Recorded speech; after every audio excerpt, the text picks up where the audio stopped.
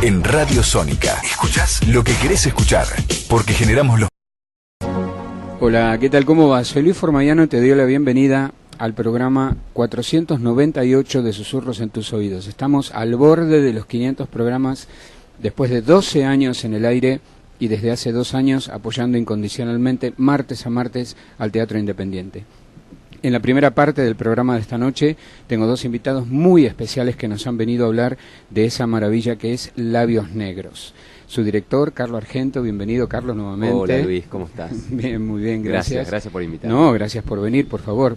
Y la actriz Claudia Pisano. ¿Qué tal? Bienvenida, Claudia. Gracias por la invitación. No, por favor, un placer. Bueno, Labios Negros, la disfruté muchísimo. Me parece que es una historia escrita por Claudia Pasos, Laura Cotón, María Rosa Pfeiffer y Patricia Suárez, que rescata un periodo de nuestra historia donde tal vez, no sé, comienzan a armarse como empieza a diverger el espíritu argentino, ¿puede ser? Sí, hay como se empiezan a ver como esos bandos, ¿no? Sí. Y sí, creo que sin quererlo, cuando le propusimos este texto a las autoras, porque fue nosotros le tiramos ideas y nos juntamos hace un par de años y queríamos hablar de esta cosa que tienen, por un lado los artistas, la obsecuencia y los extras de cine, pero nos venía muy bien esta época en especial, ¿no? Época de gloria del cine argentino. Y creo que muy astutamente las autoras tomaron este contexto social, político que empezaba a emerger en esa época y bueno, digamos, empezó a ver que el peronismo y el antiperonismo estaba ahí latente y lo pusieron en la piel de estos personajes y creo que es muy rico porque también hay como varios conflictos y uno de ellos es esto, ¿no? La rivalidad entre estos 2 personajes femeninos que son Herminda y Delita y el otro personaje, Alberto, que está ahí en el medio tratando de apaciguar las aguas que bajan bastante turbias a propósito de la película que hacemos mención. Sí, sí. Digamos que es muy interesante, la verdad, y mucha gente también nos comenta que es muy actual la obra. Creo que, como vos decís, no sé si empezó exactamente en esa década o empezó un poco antes esta cosa de los bandos y de los extremos y de lo que ahora le dicen la grieta, pero es interesante cómo hoy resuena entre nosotros y que no tenemos que ir mucho más allá de nuestra historia, ¿no? Ya ahí en la década que estamos contando, fines de los 40, principios de los 50, esto ya existía. Sí, y yo creo que también resuena no solamente por esta dicotomía, sino porque la obra hace mención a todos estos grandes clásicos del cine nacional, y cuando pensamos en nuestro cine nacional hoy día, alicaído, con poca producción, con poca inversión, yo creo que la hace mucho más actual todavía. Sí. Sí, porque bueno, fue Perón el que desarrolló el Festival de Cine de Mar del Plata, que es uno de los cuadros de las fragancias, como figura ahí, que es Olor a Viento y Sal, uno de los cuadros que es de esa época. Ese festival fue fantástico, o sea, vinieron figuras del cine internacional, que fue una fiesta, realmente. Claudia, ¿cuál fue el mayor desafío de Adalberto para vos? El mayor desafío, creo que fue la época. O sea, por un lado, el desafío de llevar adelante un hombre, pero un hombre de los años 50. Ahí fue el gran desafío, ¿no? Una manera de pensar, de sentir, de comunicar, una manera de sufrir, una época en la que se vivía, un código de movimiento gestual. Claro. Porque hay gestos que son muy modernos, por ejemplo, ¿no? Y en las improvisaciones a veces palabras es que estar cuidando eso, ¿no? Y encontrar ese color también asociado a lo que eran los personajes de cine de esa época, que tenían una manera de declamar un texto.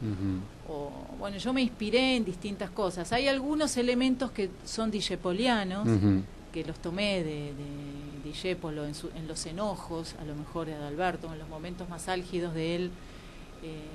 Tomé un poco de esa idea de cómo mostró él el cine, ¿no? en su momento, en esta película El hincha, que bueno, también aparece en Labios Negros, que es la primera escena que estamos filmando El hincha. Pero sí, creo que sí, que ese fue el mayor desafío, ¿no? Encontrarme en aquellos años. Además que en esa época un hombre sería Adalberto de unos 50 y pico de años, ¿no? Que en esa época era gente grande, claro, ahora no. Exacto. Entonces tenían un pensamiento que no era un pensamiento joven como ahora, ¿no? A los 50.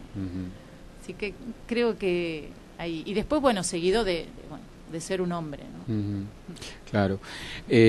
Increíble las composiciones de Claudio Pasos y Francisco Pesqueira, como estas dos aspirantes a divas, ¿no? Enfrentadas por esta cuestión política.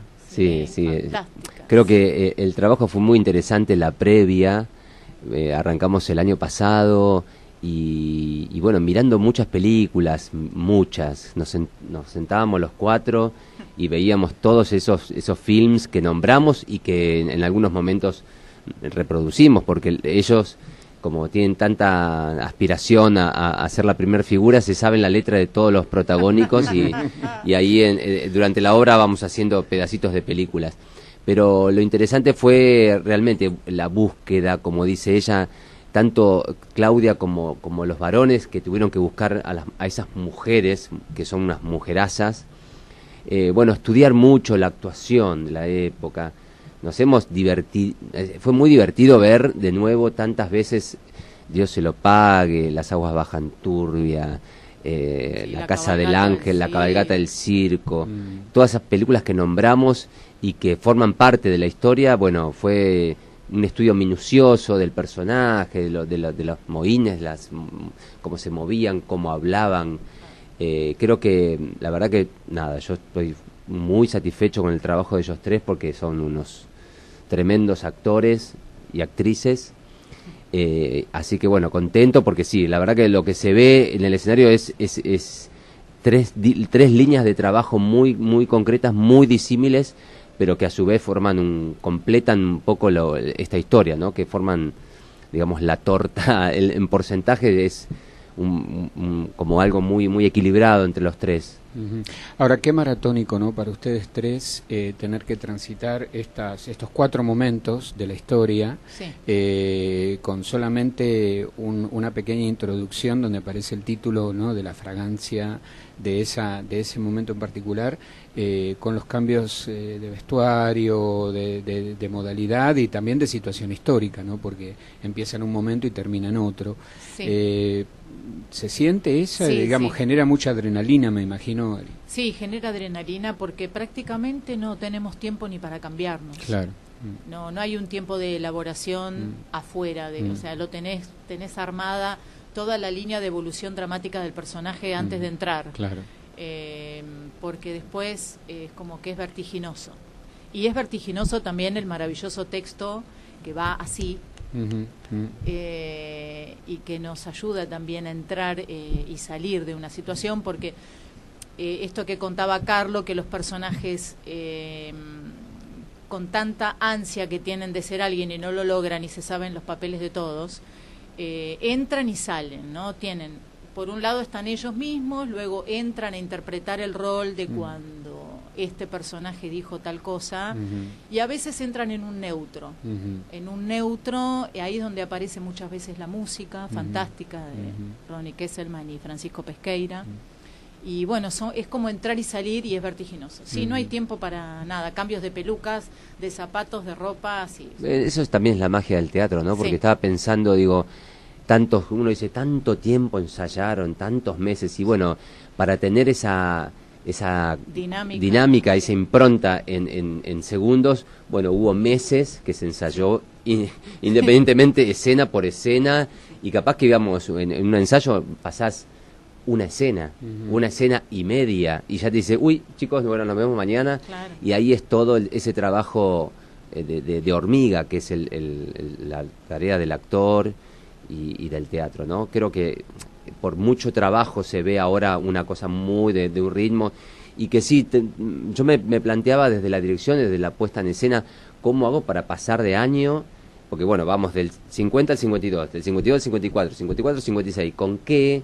Bueno, todo eso es obviamente tarea mía, pero realmente los exigí un poco porque hay segundos, en algunos son 7 segundos, 10 segundos, que hay que cambiarse todo por completo. Bueno, ayuda un poco lo visual que tiene el espectáculo, que digamos, cuando quisimos hablar de cine, yo pensé solo en una pantalla de cine, solo en eso, claro. No pensé en escenografía, no pensé, y eso, bueno, trabajamos mucho con Lucio Basalo, que es el que hizo las proyecciones, y buscar qué podíamos aportar sin remarcar nada, sin mostrar nada, qué podíamos aportar desde lo visual a través de una pantalla, de una proyección.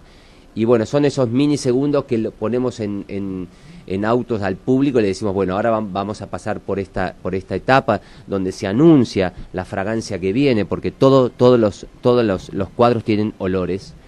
Y bueno, que es algo muy exquisito de las autoras que yo quise remarcar y poner en valor, porque el olor a hombre que arranca en 1950 con la filmación no casual del hincha en un estadio de fútbol, olor a hombre. Después, cuando en el velatorio de Evita, ese olor a crisantemo, que esta flor que inundó Buenos Aires durante los días del velatorio.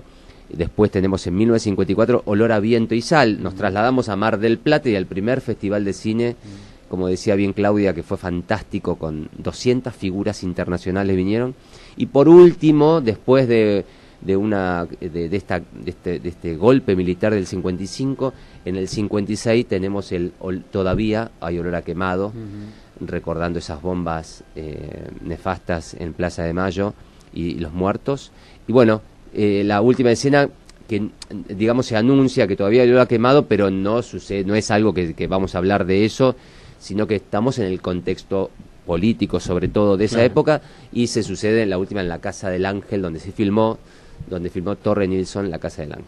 Yo creo que también el gran aporte rico de esta obra es precisamente despertar para quienes son muy jóvenes la curiosidad por lo que ocurrió durante esa década, ¿no? Donde el destino del país se modifica drásticamente a partir del golpe del 55 y nuevamente modificado a partir del golpe del 76, ¿no? O sea, los cachetazos históricos que hemos ido recibiendo, y la obra da cuenta de esto, y para las generaciones jóvenes creo que es muy importante verlo de esta forma, ¿no? Además, con esta historia, pudiendo reírse, pudiendo indagar un poco sobre el maravilloso cine argentino de la década del 50. Sí.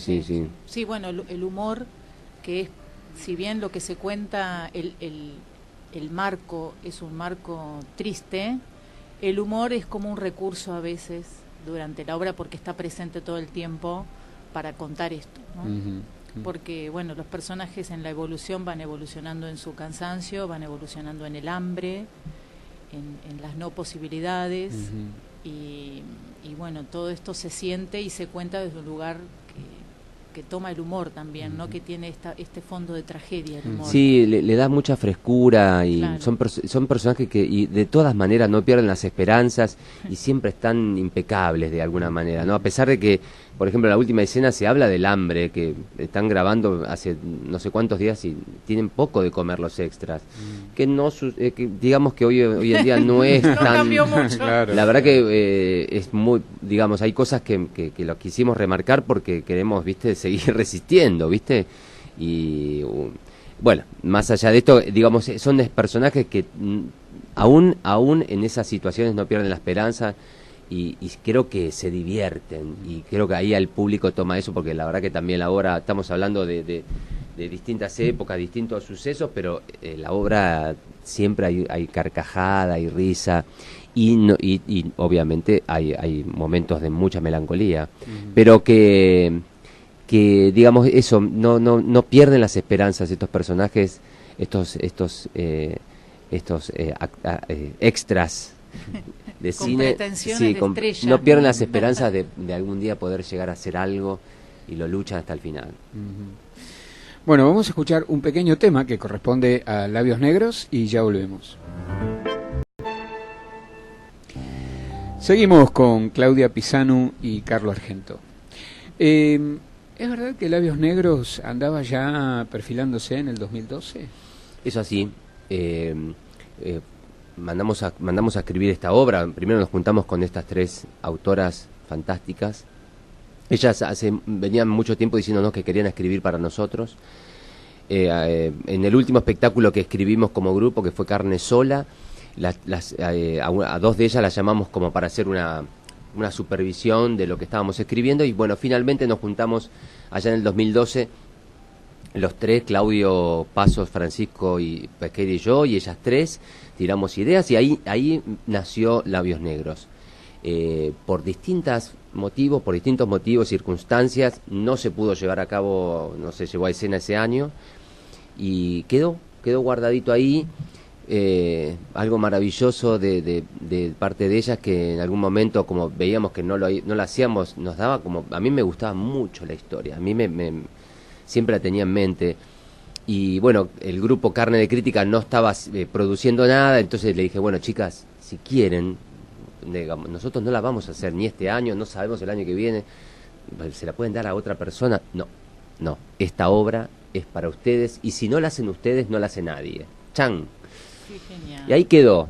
Y bueno, el año pasado, por distintas causas, y lo que tiene que ver con Claudio y con Francisco, somos como hermanos ya, y las ganas de que mucha gente nos decía, ¿cuándo vuelve Carne de Crítica? ¿Cuándo vuelve? Y este texto, sobre todo, nos dio muchas ganas de retornar y de volver a hacer. No sé, el estilo de Carne de Crítica, la verdad que es como único, y no vi en estos años que haya obras con nuestra impronta, entonces dije, ¿por qué no? Me parecía que podíamos hacer una diferencia. Y después nació la idea de, como eran tres personajes, de convocar a esta tercera persona, tercera artista. Y bueno, cuando vimos que, o sea, los personajes, como ya habrán escuchado, los varones hacen de mujeres, y bueno, dijimos, ¿quién mejor que Claudia Pisanu para hacer de Adalberto? Sobre todo porque los personajes estos hay que crearlos muy a fondo, muy en serio, y no es que, digamos que fácil que es ponerse ropa de mujer y hacer de mujer. Digamos que no fue la consigna esa, no fue hacer de hombre, sino sentí como un hombre, claro, y sentí como una mujer, claro. Y no le buscamos ninguna cosa, ni en los chicos de amaneramiento, ni nada, porque las voces son de ellos. Sí hay una voz especial, hay una cadencia, como se hablaba en la época, pero no buscamos esa cosa de la cosa fácil de ponerse una pilcha y hacer el sexo contrario, ¿no? Sino ir a un personaje, ir a cómo siente, cómo habla, digamos, y creo que los tres están capacitados para hacer eso, y eso me resulta interesante, ¿no? Bueno, esa fue un poco desde el 2012 hasta ahora el periplo de esta obra. Y te digo que te olvidas que estás viendo a dos hombres haciendo de mujeres y una mujer haciendo de hombre. Ay, qué bueno. Te olvidas porque aparecen con esa naturalidad, un poco como decía Carlos, ¿no? No hay ni amaneramiento ni ningún tipo de indicio que muestre que podría haber terminado en una parodia, ¿no? Porque eso también podría haber pasado. Y claro, sin embargo, está tan cuidado y está tan bien trabajado por los tres que se borra eso. Bueno, gracias. Y ves dos mujeres y un hombre, ¿no? Lo que pasa es que el personaje, por código, está armado y se sostiene desde su esencia, desde su sentir y de su ser. Y en ese lugar no hay un sexo, claro. No hay. O sea, desde las emociones, desde qué siente el personaje, qué le da miedo, cómo se mueve. Ahí es indistinto si sos hombre o sos mujer. Entonces esa verdad del personaje va más allá de si es hombre o mujer. Entonces en la construcción, al estar travestidos, como bien se dice en la primera escena, que es nuestro destino de artistas, no está jugado desde lo superficial, ¿no? O sea, está ahondado y el personaje tiene vida y verdad. Y también lo marca el melodrama. El melodrama. Eso es el marco Claro. para también de ahí ellos nadar sobre unas aguas muy interesantes y ricas y que no es habitual, que no, digamos, no se actúa así ahora. Digamos que hay pausas. Con esas pausas. Sí, sí. Claro, Sí. claro. Que decíamos que Sí. se tomaban unas pausas Hay unas tremendas. Sí, sí, sí. Entonces ahí Fuiste capaz de decirle que... y el otro no responde, no hace réplica inmediata. Claro, claro. Espera. Claro. No, eso nos reíamos cuando veíamos las películas, nos maravillábamos, porque digo, los tiempos, cómo los tiempos van cambiando, ¿no? Y ahora es todo nada, dura todo, dura segundos. Veníamos diciendo, bueno, ¿cuánto hacemos el clip de la obra, no? Primero decíamos, bueno, antes eran 5 minutos, 4, 3, 2, 1, ahora son 15 segundos de clip. Claro. Decíamos, Sí, un minuto no es mucho, no, mucho. un minuto de imágenes es mucho ahora. O sea, la gente no soporta, no lo ve. Es increíble. Sí, bueno. Imagínate, bueno, cómo se filmaron en esos tiempos y las películas y cómo hablaban, cómo decían ese texto, que tampoco ahora se filma así, ¿no? Tampoco en el cine ocurre. Claro. Y con respecto a lo que vos decías también, de que los jóvenes o que mucha gente conozca y se ayorne de ciertas realidades olvidadas, quizá, también está el olvido de lo que fue el cine argentino, de los grandes artistas, de lo que fue la cuna de nuestro arte, artistas que son olvidados, o sea, que ya no se nombran, por eso es que dentro del juego de los personajes, cada vez que alguien dice un nombre, todos repiten, todos dicen el apellido, que es como una manera de reafirmar, Claro, lo conozco, exacto. acá está, ¿no? Acá está Hugo del Carril, acá está Zuli Moreno, ¿no? Acá están ellos, que siguen vivos, y que el cine argentino debería ser, o sea, la cuna de lo que fue el cine de oro argentino debería ser visto en las escuelas, debería ser formar parte de la educación de las universidades de arte, y no se habla de me pasó eso. con hay un acomodador muy simpático en el Teatro La Comedia, que bueno, después de ver la obra, la ve siempre, y me dijo, ¿me podés pasar los nombres de las películas? Tiene 20 años, 20 y pico, 21 debe tener, muy jovencito. Me dijo, las quiero ver. Bien. Mirá, eso Claro. fue para alguien tan joven. Son obras Que vos decís, de bueno, arte. es una obra para grandes. No, es para grandes y es también para gente joven, que digo, este chico no tiene por qué venir a preguntarme, y me dijo, pasame los nombres de todas las películas que se nombran porque las quiero ver. Fue maravilloso. Claro. Bueno, esta es la magia de Labios Negros, ¿no? Que va todos los lunes en el Teatro La Comedia a las 21 horas. A las 21 horas. Hay que empezar la semana pintándose los labios negros. Absolutamente, absolutamente. Y hay una frase que dice, la vida tiene límites y los sueños no. Ajá. Eso me parece La maravilloso, dice ¿no? Adalberto, dice, Adalberto. la realidad es siempre inferior al sueño mismo. La vida tiene límites, los sueños no. Eso es de La Cabalgata, Ajá. recuerda él. La cabalgata del circo, Ajá. 1945. Sí, que de alguna manera se tomaban tanto la referencia de los textos de las películas y los hacían propios, ¿no? En su propia vida. Y esta frase, bueno, abre un poco la esperanza, ¿no? De que por lo menos podemos seguir soñando. Absolutamente. Así es. Sí. Absolutamente. Bueno, muchas gracias, Carlos Argento. Gracias, por Luis. haber venido esta noche. Y un honor y me sorprendió escucharte decir que vas 498 programas. Es increíble, te felicito. Felicitaciones. Gracias. Porque es gracias. maravilloso. Es toda una hazaña y un honor, o sea, es glorioso.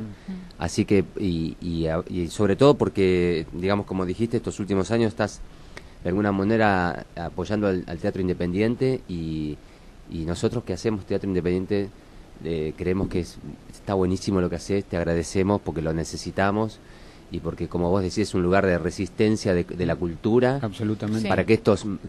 Para que haya más gente, más jóvenes que me pregunten, pasame el nombre de las películas que las quiero ver, digamos. Absolutamente. Estamos para eso. Bien, gracias por todo lo que nos dan. Gracias, Claudia Pisano, No, por favor, haber gracias, venido esta gracias. noche. Es un honor, muchas gracias. Gente, vayan a ver Labios Negros los lunes a las 21 en el Teatro La Comedia. Ya volvemos. Mi corazón.